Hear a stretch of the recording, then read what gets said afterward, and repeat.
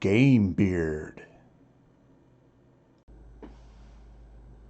Hi gamers, this is our first ever Game Beard show and tell video where I simply show you all my painted figures and talk about it.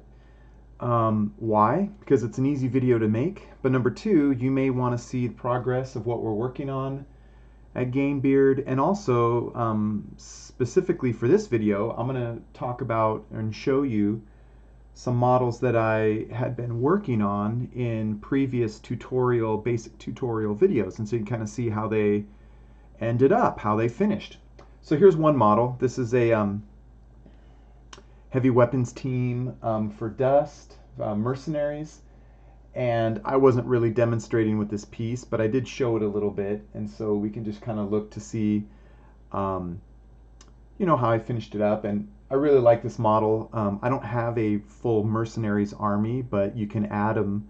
You can add units of mercenaries into your existing armies in Dust, and they're a lot of fun. And so, I wanted this railgun, and it's pretty cool. So I had a lot of fun working on this model, and you can see many of the techniques that I used for my other stuff. I got the Liquitex ceramic stucco and resin sand, and I dry brushed it. I used some of these little, tufts of whatever, grass. And so anyways, and then all the techniques that I used, dry brushing that highlight color, what was it? It was Menoff highlight, and then going back in and painting the shadows and stuff like that. But anyways, this is a real fun model. All right, and then here's Rosie. Remember how I was always kind of talking about Rosie and kind of finishing her up. And you can see I added those darker details in her pants and in her satchel thing here, and just all around. Now she looks pretty, what's the word, like mega high contrast, and that may not look very natural.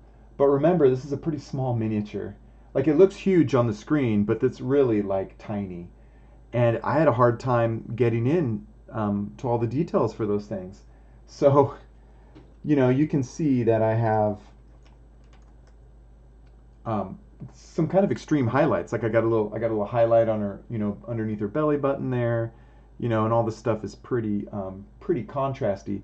But again, when she's on the table and very far away, your eye kind of closes up all those details, and it just looks good from a distance. But anyways, here she is. I'm pretty happy with her. I don't know if maybe I'll use her.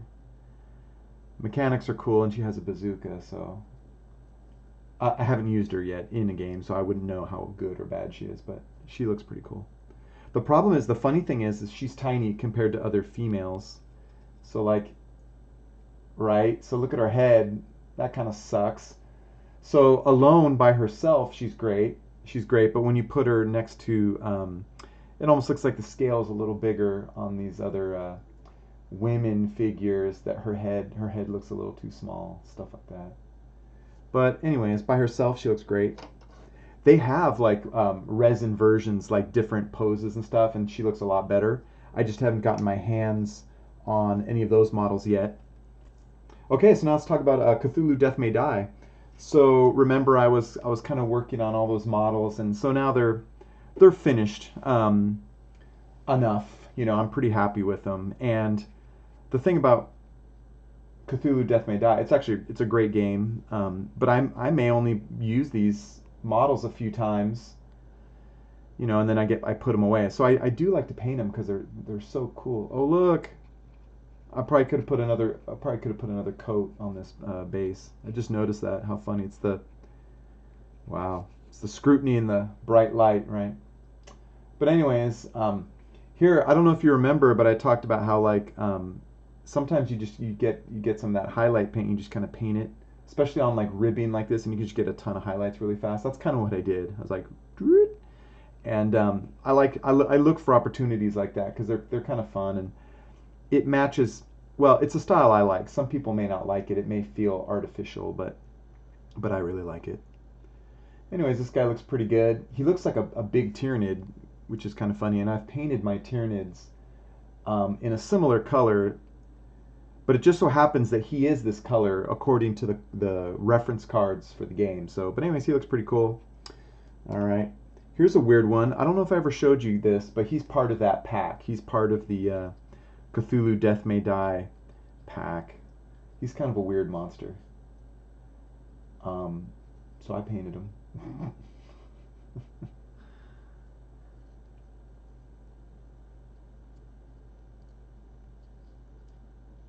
I forgot what his name is. I'm not even gonna get the card out. He's a monster. He's cool though. Here's my night Gaunt, and so here you can kind of see how I finished him out. I put a little bit of purple in in his wings. It doesn't appear to be showing up on the screen very well. Painted in the black areas, but he's pretty good. I'm kind of happy with him. He was kind of simple, a lot of dry brushing and then just filling in. Remember how I talked about filling in? All right. Gosh, I forgot. Oh, this is a flying polyp, I think.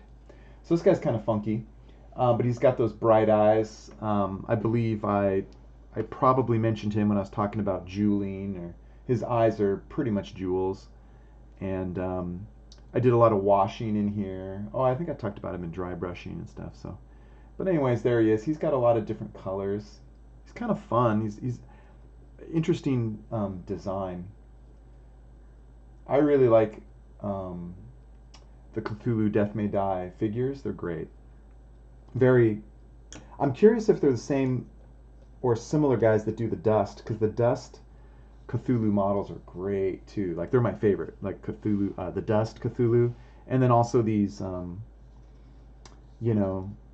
on, Cthulhu Death May Die. So this is the Elder thing, and he's kind of purpley. He has a lot of color now. You remember I kind of talked about him for my basic tutorial for spray painting. I kind of sprayed him a little lighter on top. Now eventually I added a lot of color, and that underpainting probably got covered up a lot. But anyways, this is the finished product, and he looks kind of nice. Unusual, but very interesting for a Lovecraftian monster, and I definitely he's fun. I like the colors, because sometimes I tend not to use a lot of bright colors. Okay, who's next? Oh, can't forget. I'll save him for last. Oh, I got these guys.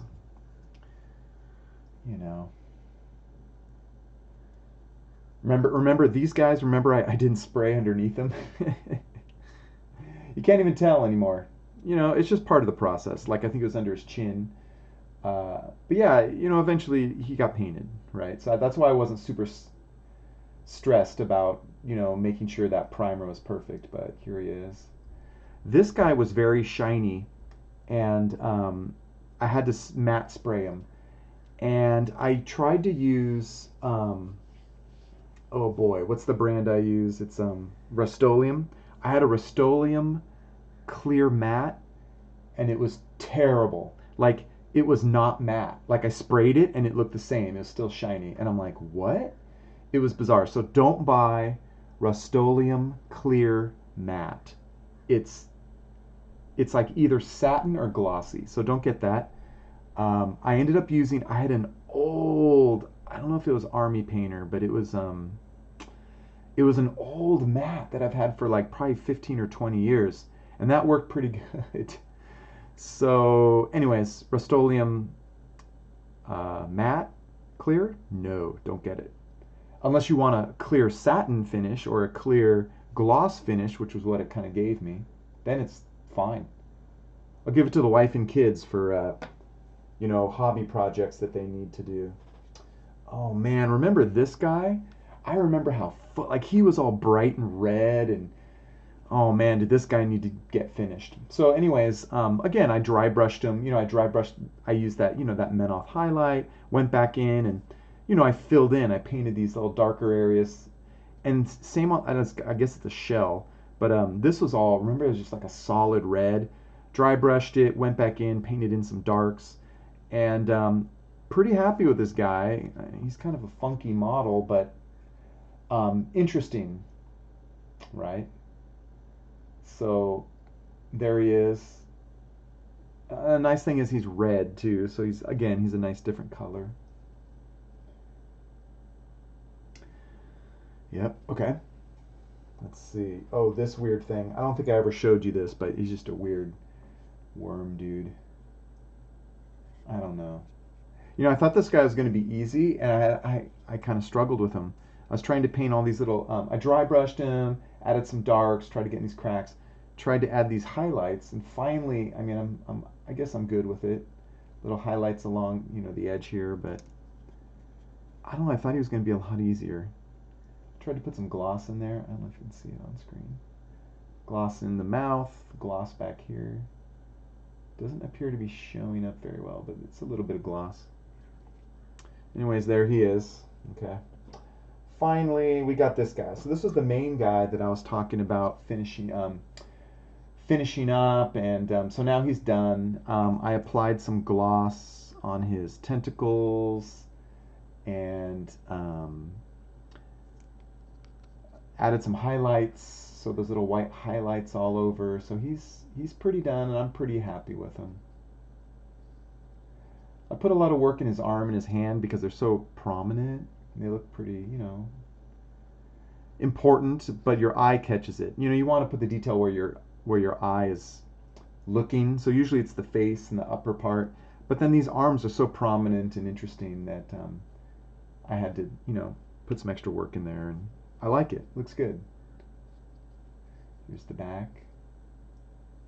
I think I remember I was watching some of those older videos, and I didn't fill in these gems, you know, and they look kind of weak. So now I've filled in those purple gems, and they look more complete. They look good. Oh, and the suckers here, yeah. Added some highlights in there. So yeah, this guy's pretty cool. He looks huge, but he's not that big. I mean, he's big. He's bigger than a troop, but I don't know. Holding up to the camera, he looks gigantic.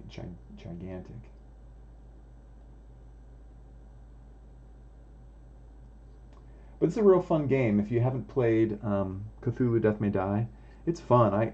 I really enjoy it. It's a cooperative game. If you like cooperative, I like cooperative games. Finally, just for kicks, I'm going to show you some dust guys that I kind of finished up. Well, they're pretty much finished up. I mean, these are troops, so I didn't go all the way with these guys, but again, you know, pretty good for the tabletop. So I finished him up. Not a lot of edging on this guy. I kind of dry brushed him a little bit of silver, but yeah, not a lot of edging on this guy. He's kind of a troop. One thing that I'll talk about in the future is using Photoshop. I just print on paper these decals, and then I just cut them out and glue them on. And it's cheaper than buying decals, right? And it looks pretty good. I mean, it's very, and I'm holding this up to the camera. It's very difficult to tell that's slightly raised paper. You can't even tell really. And so I'm pretty happy. I'm pretty happy with that stuff. It's fun to do this. So I'll have a future video talking about that. Here's another one. Like, heaven forbid you should actually like use a marker and like draw all that stuff in. No, forget that. Here's another guy. He's a laser. I think he's a laser grenadier. He's a lot of fun. Oh, he's got the heavy laser. These guys are fun. Like, I didn't fully go in and paint all these shadows back in. On a character I would. Like, I'd go back in and paint these shadows and stuff. I just kind of dry brushed and did a wash. And in my opinion, for a troop, he looks pretty good. I mean, these guys are getting killed and removed from the game board pretty rapidly. So, you know, I'm not going to go too crazy. So these guys are more just for the tabletop. They're not individual characters. But a lot of fun, and like I painted a lot of these guys. So that's it. So that's the dust.